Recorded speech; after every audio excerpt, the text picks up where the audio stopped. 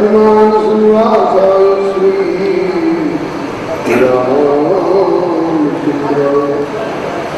विश्व सर्ग विसर्गादि नवलक्षण लक्षितम् श्री कृष्णाख्यं परम नाम जगद्धाम वागीशायस्य वदने लक्ष्मीर्यस्य च वक्षसि यस्यास्ते देशं श्रीराम राम भक्तिं च राम भक्तांस्तथा गुरून् वाक्कायेन साधुना प्रणमामि तां जानकीन्द्रहेतुतां लालाकरण्य सदशोकमनीक्षाम् लङ्कावतारणानुपातेस्तं हे सुन्दरवपुं करुणामृतस्ते भक्त भक्ति भगवन्त करुणामृतस्ते उनके भगवन्त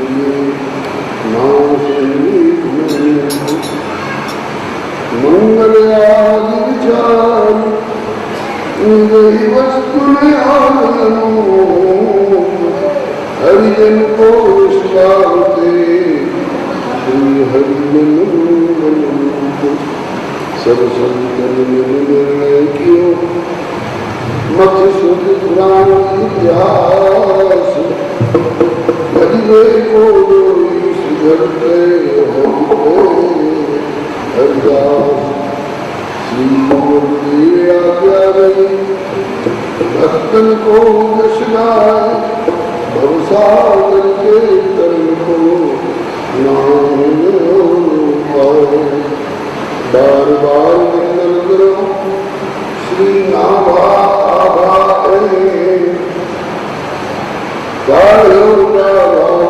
को श्री भक्ति नाम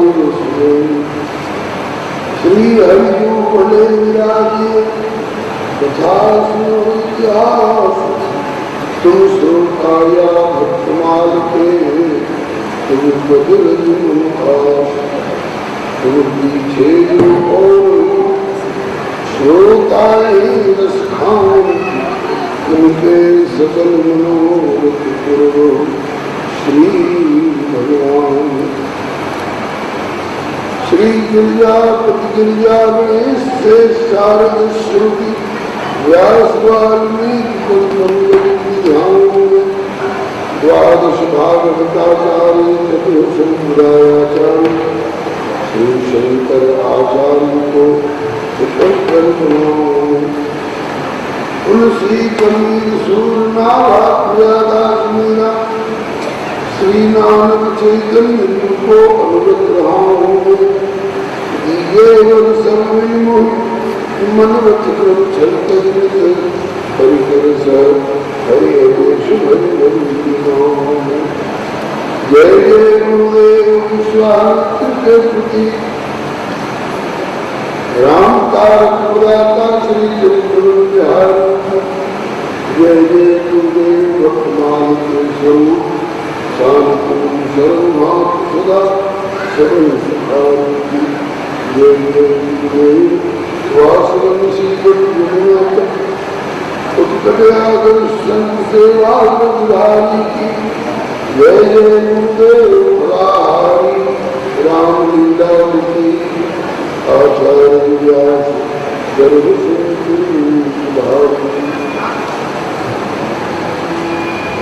बोलिए प्रेम जैसी भक्त भक्त भगवान की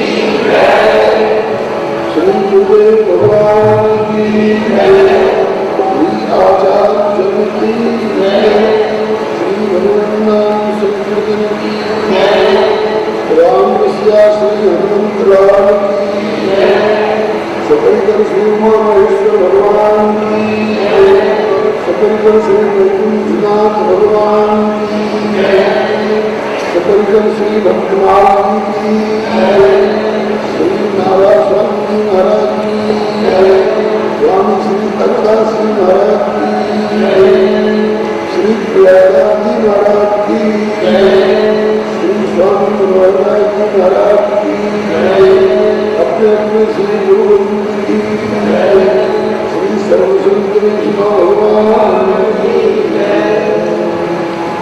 सीताराम जय सीताराम।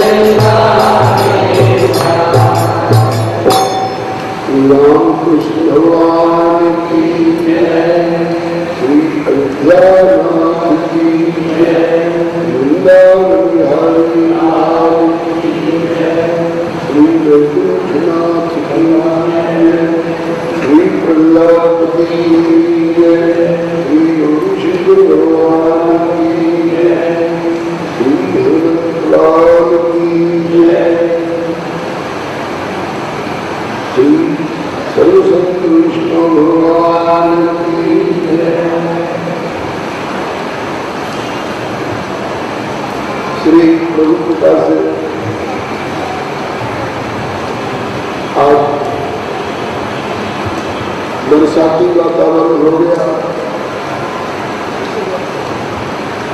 सृष्टि में कब कहाँ ऐसी आवश्यकता है, कहाँ क्या व्यवस्था करनी है, हमसे अधिक इस सृष्टि के जो नियम प्रभु हैं वो अधिक जानते हैं।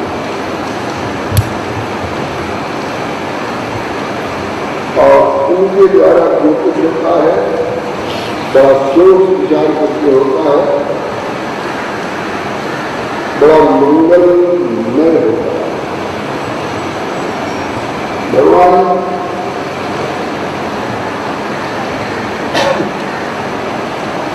मंगल भवन अमंगलहारी है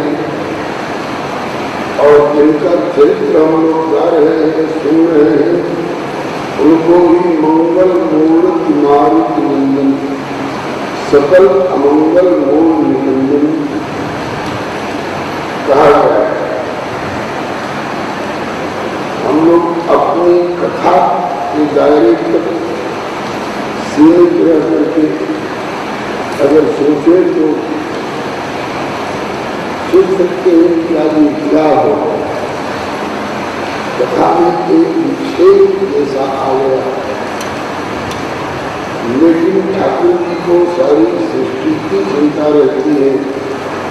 अगर वे केवल कथा और कथा को वायुमंडल और यहाँ की व्यवस्था की सोचने में सीमित रह जाए तो धान की खेती, धान की फसल बेचारी, धान की खेती, धान की फसल बेचारी वो ताकती रह जाएगी। इसलिए उन्होंने उधर की भी खोज खबर रखने के लिए बरसात जरूरी समझी होगी। इसलिए ऐसी व्यवस्था आज कथा पूरी निवेदन की जाए। क्रम रूप में तो हो सकता है कि जो नियमित रूप में क्रम से पूरी कथा सुन रहे हैं, सुनने का मनोरथ रख रहे हैं, उनमें भी जो आ पाए हैं वो तो हर्ष व्यक्त करेंगे, लेकिन जो बेचारे नहीं आ पाए हैं वो सोचेंगे हाँ आज की मेरी कथा छूट गई। इसलिए उनका लिहाज करके आज के लिए प्रेरणा हो रही है कि आज कथा मत करो। तो क्या करें यहाँ बैठ के? बोले हनुमत गुणगान जे पदों के द्वारा, गीतों के द्वारा हम लोग हनुमत चरित्र को गीत और कवित्व के माध्यम से ये रूप में केवल पदों का गायन करेंगे और उन पदों का संकलन हमारे कैसेट वाले भाई लोग करते रहे। वो लोग सोचेंगे कि कल वाले पद भी जो गाए गए उनसे हम वंचित रह गए, तो उनके लिए उन भाइयों से आग्रह किया जाएगा एक एक पद रोज कथा प्रारंभ के समय में आज वाले पदों में से सुना दिया करेंगे। ये है आइए एक पद हम लोग प्रारंभिक उपक्रम के रूप में गाए थे, शायद प्रथम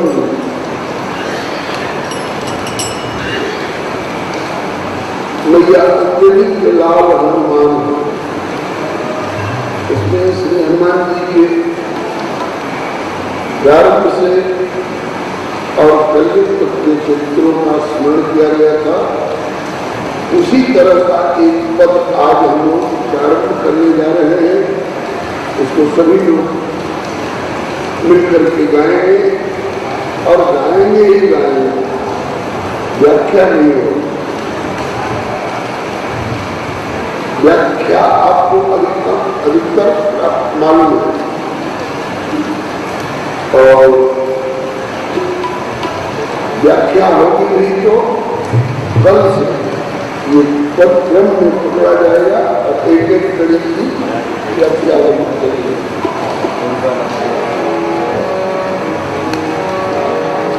अंजनी पुत्र पवन सुत वीर, अंजनी पुत्र पवन सुत वीर आपकी जय हो, जय हो, जय हो।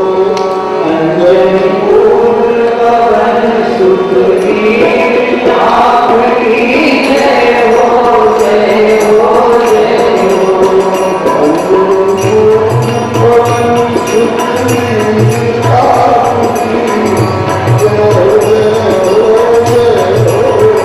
अंजनी पुत्र पवन सुत वीर आपकी जय हो, जय हो, जय हो। जय हो,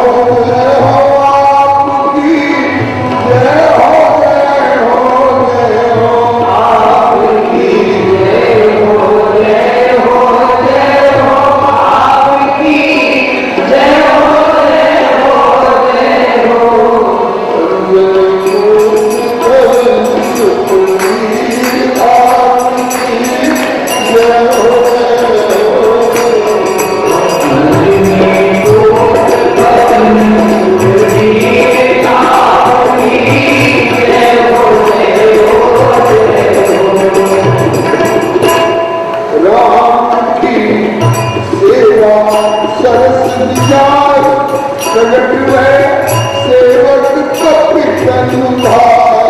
राम की सेवा सरस विचार प्रगट है सेवक कपितन भार। राम की सेवा सरस विचार प्रगट है सेवक कपितन भार। राम की सेवा सरस विचार प्रगट है सेवक कपितन भार। आपने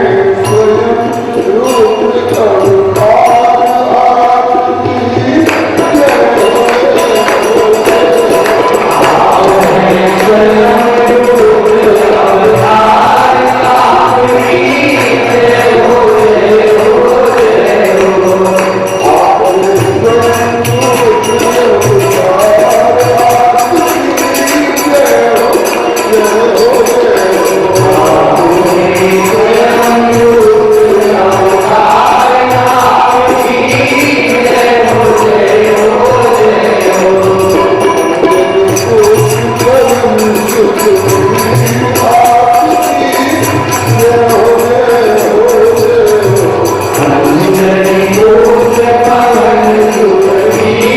आपकी जय हो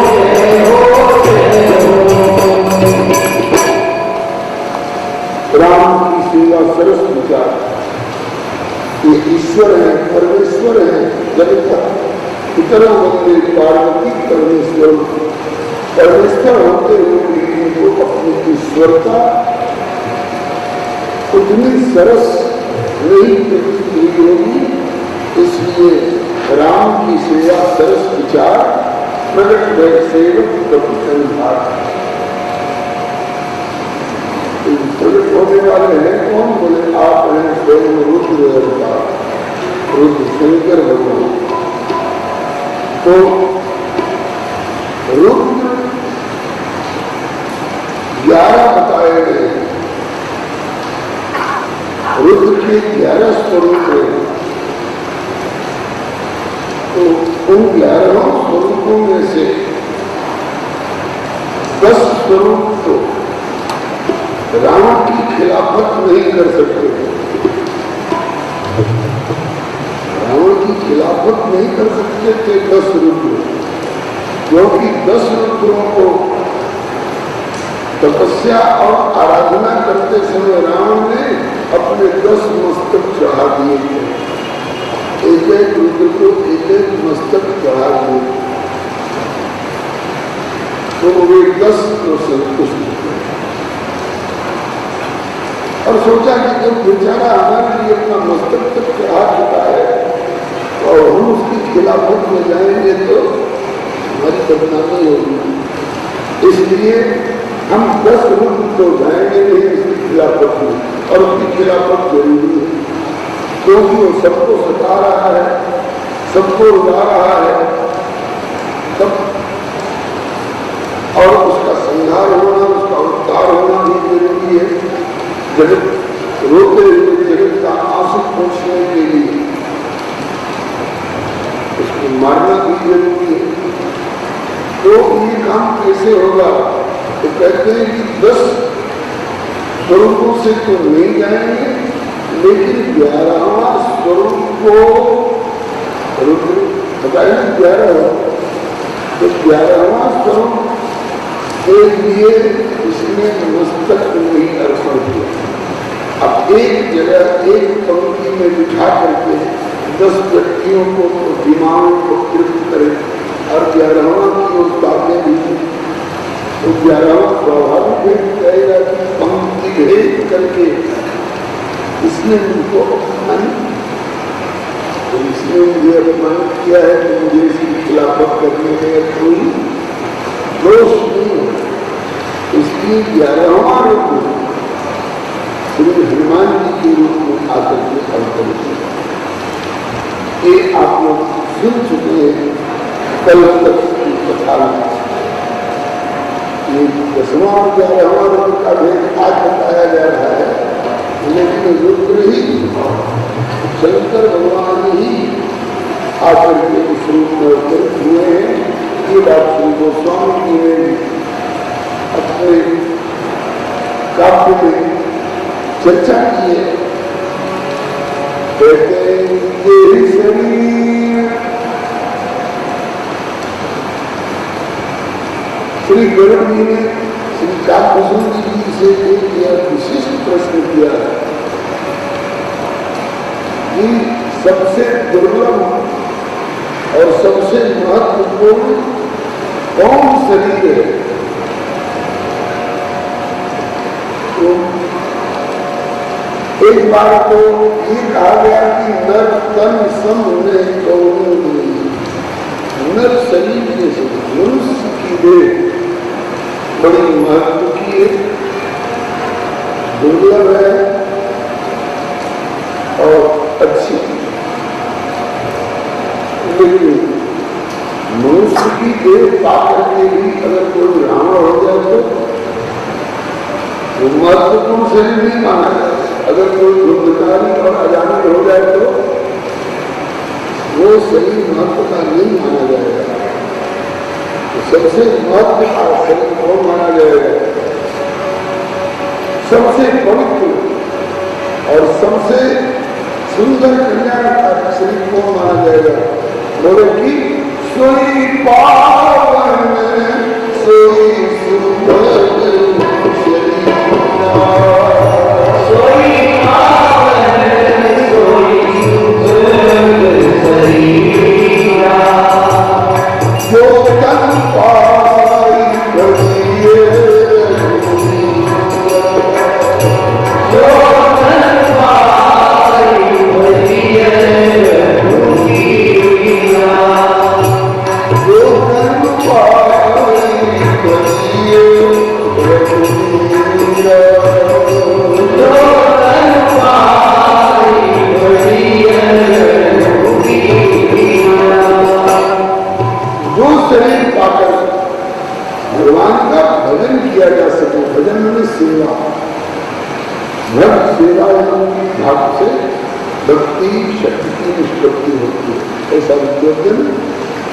बताते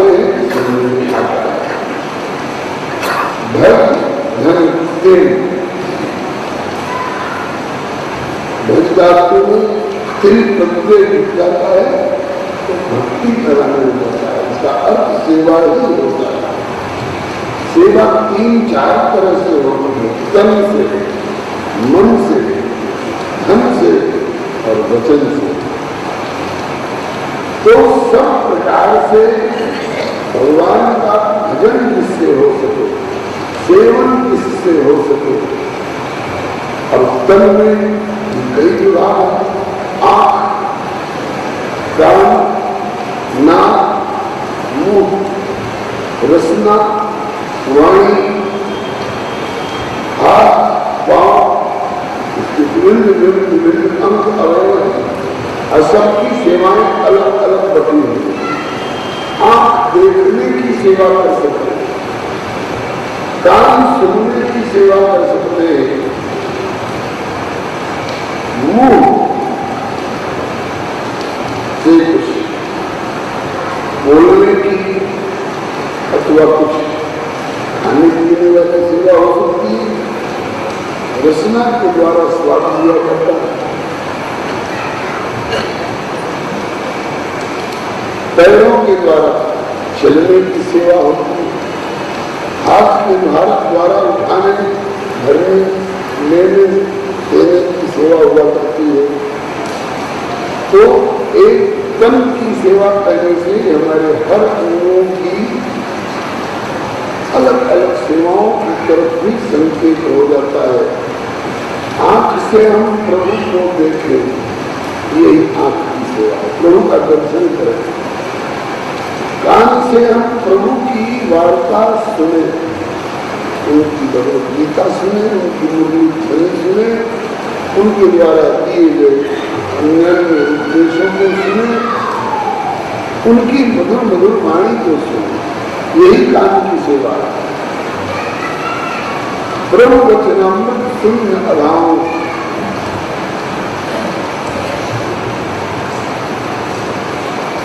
और नासिका से सूंघने की सेवा, श्वास लेने की सेवा तो प्रभु के धामगत पवित्र वायुमंडल की वायु को हम ग्रहण करें। प्रभु के चरणों में चढ़ी हुई तुलसी, अंगराग, चंदन वगैरह, पुष्प, माला, धूप इत्यादि की सुगंधी ग्रहण करें। यही अंगों में से नासिका की सेवा है। सिर झुककर नमन करने की, वंदन करने की सेवा कर सकते हैं। तो इससे भगवान के चरणों में नतमस्तक होकर नमन करें। मस्तक में बुद्धि का भी आवास रहता है, तो अपनी बुद्धि से भी हम प्रभु के ही बारे में सोचें, विचारें, सुहावो करें।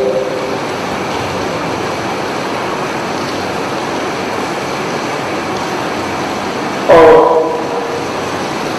हाथ से उठाने, घर में लेने देने का काम हम इससे भगवान के लिए फूल तुलसी आरोपित करें। भगवान के लिए माला पिरो करके तैयार करें। भगवान के लिए चंदन पीट करके उनको चर्चित करें। इन हाथों से भगवान को स्नान कराएं। भगवान को अनोखा से भगवान को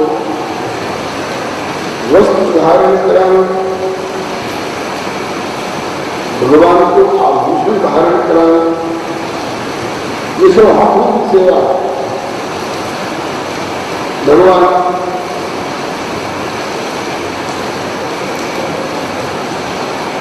को ओढ़ाएं, भगवान के चरण सम्मान करें।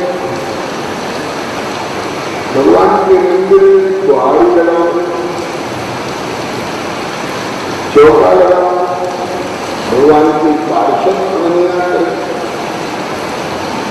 इन्हीं हाथों से भगवान के लिए रसोई बनाकर मेले की तैयारी करें। यही सब हाथों की सेवाएं हैं।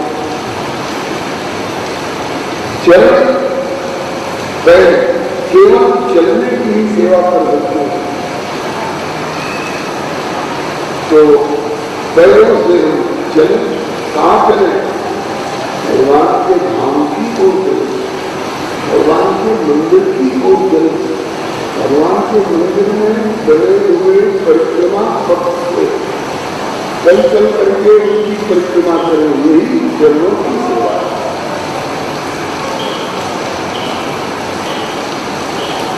इस प्रकार से तन से सेवा करें और मन को स्मरण करने का काम करता है, संकल्प विकल्प करने का काम करता है। मन से हम संकल्प करें कि भगवत संबंधी क्षेत्र में ही चलेंगे, भगवत संबंधी ही कार्य करेंगे और भगवत विरोधी क्षेत्र की ओर जाने से अपने को बचाएंगे। ये मन की सेवा है। और चित्त मन से सोचा गया,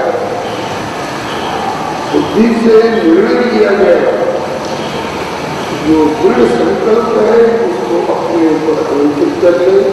ये चित्त का फल और अहंकार भी एक ऊर्जा है हमारे भीतर का। अंतःकरण से अहंकार भी एक ऊर्जा है। अहंकार का प्रयोग कर, अहंकार का कहाँ प्रयोग करें?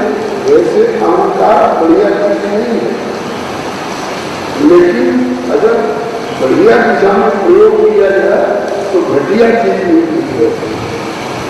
अहंकार अगर न हो तो हम निर्णय लेने की कथा में चलना है, और अहंकार अगर साथ न ले तो घर से कदम बढ़ाते बढ़ाते यहाँ तक आने वाली क्रिया होती ही नहीं, सत्संग तक पहुंचने ही नहीं। अहंकार का फंक्शन है मन से सोचे हुए, बुद्धि से निर्णीत और चित्त पर अंकित बिना काम को कार्यान्वित करा देना, ये अहंकार का फंक्शन है।